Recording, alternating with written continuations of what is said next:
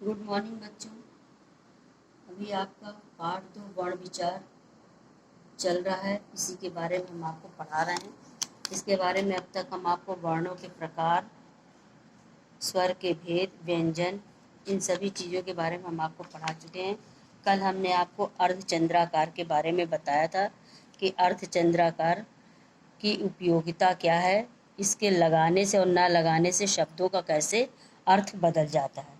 अब इसके बाद आता है अनुस्वार और अनुनासिक। अनुस्वार का मतलब होता है बिंदी और अनुनासिक का मतलब होता है चंद्र बिंदी।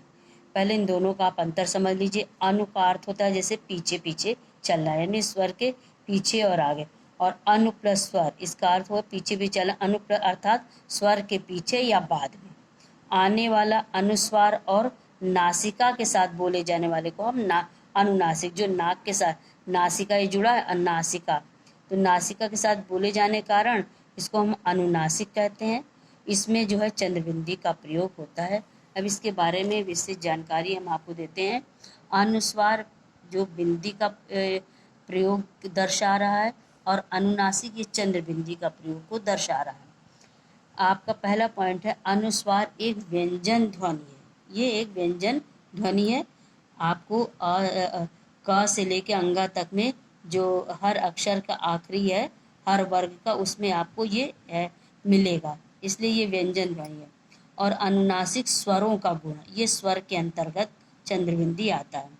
अब आपका जो है देखिए अंगा, इया, ड़, न, म, ये व्यंजन है जो अनुस्वार रूप में आते हैं, अर्थात ये पंचम वर्णों को बताता है। हर वर्ग का आपको फिर से एक बार पीछे पेज पलट के समझाते हैं। जैसे क, ख, ग, घ, अंगा।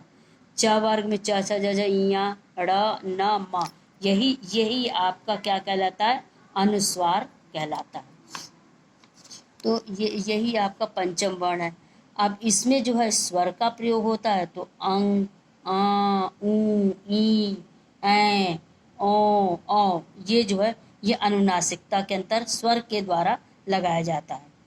अब तीसरा पॉइंट है अनुस्वार का जो चिन्ह है वो बिंदु है, बिंदी, और अनुनासिका का चिन्ह चंद्र बिंदी, चंद्रमा के आकार का लगा के उसके पे बिंदी लगा दी जाती है।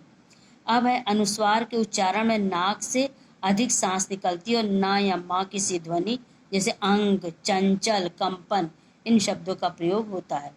और अनुनासिका में मुख व नाक दोनों से हवा निकलती है, जैसे आपका आँख, गाँव, अंगूठा, इसमें जो है नाक और मुंह दोनों का प्रयोग होता है इसमें, और इसमें सिर्फ नाक का प्रयोग होता है, बिंदी का होता है।